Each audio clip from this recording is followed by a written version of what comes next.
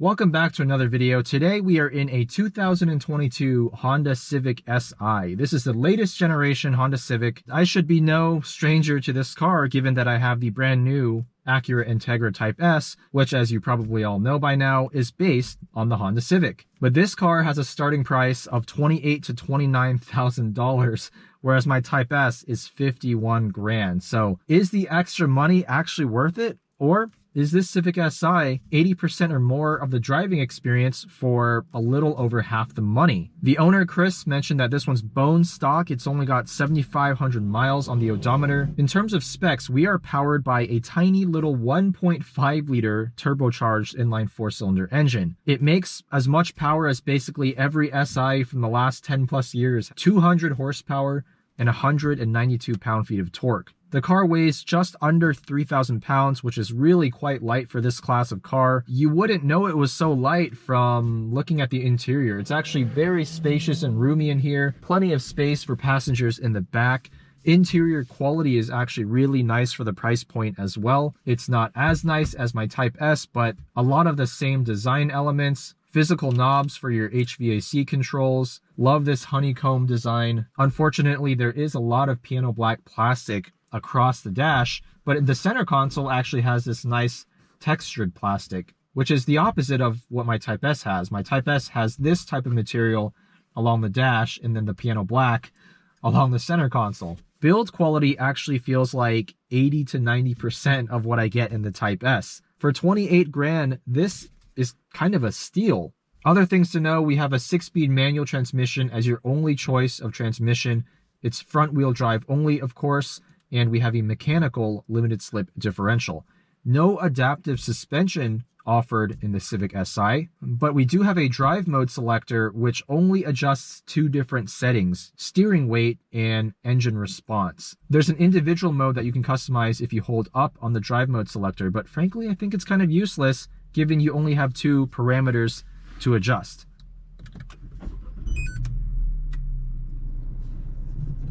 Engine and steering set to sport. We have auto rev match left on.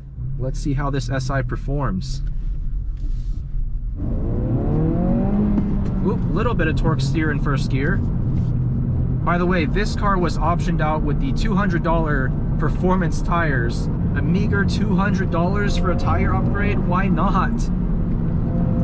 In a Porsche, you wouldn't even be able to get a little emblem for $200.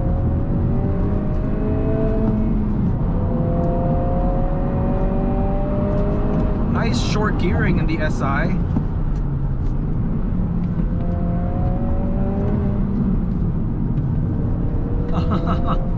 This thing is so easy to just throw around.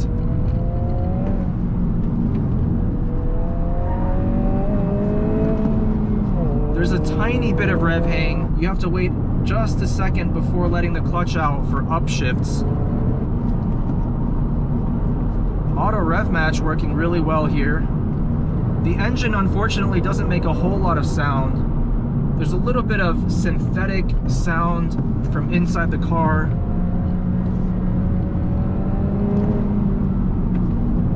It's not bothersome in any way, but I wish there was a little bit more natural sound from this engine. Hard to do, I know, from a little 1.5 liter turbo 4, but the Integra with the sport exhaust valve open definitely sounds quite a bit more aggressive. Absolutely love this Honda 6-speed. It is so good, so mechanical and slick. Let's try a little straight line pull here. Oh, it will not rev match into first gear apparently. A little bit of turbo light down low. Revs out to 6,500.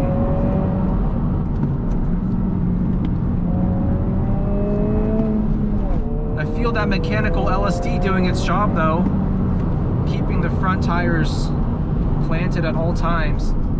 Granted, we only have 192 pound-feet of torque to put down to the ground, which isn't a whole lot. Brakes feel good. They're the same units found from the prior gen Accord Sport, apparently.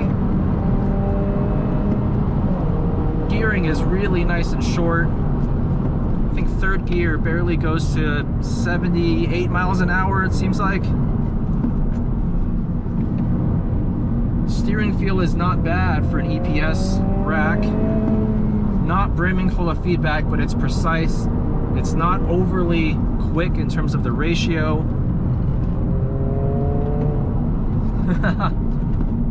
This car is actually a ton of fun to drive.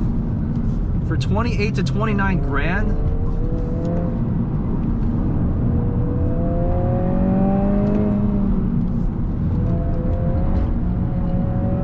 a little bit of understeer there. It doesn't handle those tight corners nearly as well as the Civic Type R or Integra Type S. But the suspension feels really good. Non-adaptive dampers, just a fixed setup. But I think it's a really good balance for daily driving and aggressive canyon carving. Soaks up all the bumps, no problem at all. I've been driving Porsche GT cars all morning, and I feel like in this car, I don't even have to worry about bumps. There we go. Nice and hard into that brake pedal. Very sharp front end. Barely a hint of turn-in understeer for a front-wheel drive car. That's really impressive.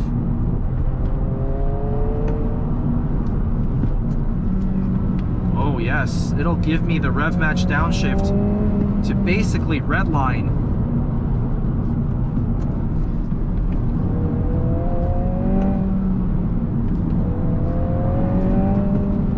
The gearing is so short. I'm in third and fourth more than I am in second.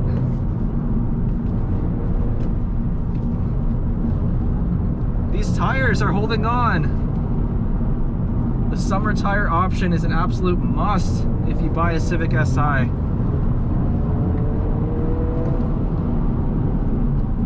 Wow. You can just absolutely send it with this car.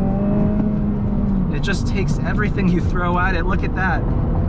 Don't even have to lift for that big bump. Impressive little car. This chassis feels so good. It feels so rigid. The suspension is just doing all the work, soaking up all the bumps. A little bit of body roll, but not excessive. This 6-speed manual is the best I felt in any new car under, I would say, $40,000. Only the Civic Type R, naturally, feels better than this. LSD does a great job of putting the power down. Not as good as a Civic Type R, but pretty damn good for this price point. There is Rev Hang. It's a little bit of a bummer, but what can you expect for a 1.5 liter turbo engine? The only real gripe I have with this car is, even though it's only 28 to 29 grand brand new, 200 horsepower and 192 pound-feet of torque isn't really cutting it these days, just purely on paper, comparing it to its rivals, the Volkswagen GTI, the Hyundai Elantra N. I wish it had another 40 horsepower. At 240, I don't think I would complain about this car being underpowered, but at 200, it's just a little bit lacking. But that really is my only complaint. Outside of that, which I'm sure the aftermarket can address, I have no real complaints with this car. For the money, I think this might be one of the best performance, practical, compact cars you can buy right now. It even looks great from outside with its sleek proportions. I really like this latest generation of Honda design language. Both the Civic and the new Accord look fantastic. It would be nice if they offered the Si in hatchback form, but I think the sedan is still plenty practical. At least you still get a really usable back seat. So at $28,000 to $29,000, if I had to put a number on it, I would say this feels like 75% the driving experience of my Acura Integra Type S. And at what, 55 to 60% the cost, you're getting a really great driving experience and a really great everyday driver. I think this can get 37 plus miles per gallon on the freeway and over 30 miles per gallon combined. That is impressive. So big thank you to Chris for letting me drive his 2022 Civic Si. If you're a car enthusiast on a budget and you're looking for something that is both fun to drive and practical and efficient, this might just be the best car on sale right now. Thank you guys for watching, and I'll see you in the next one.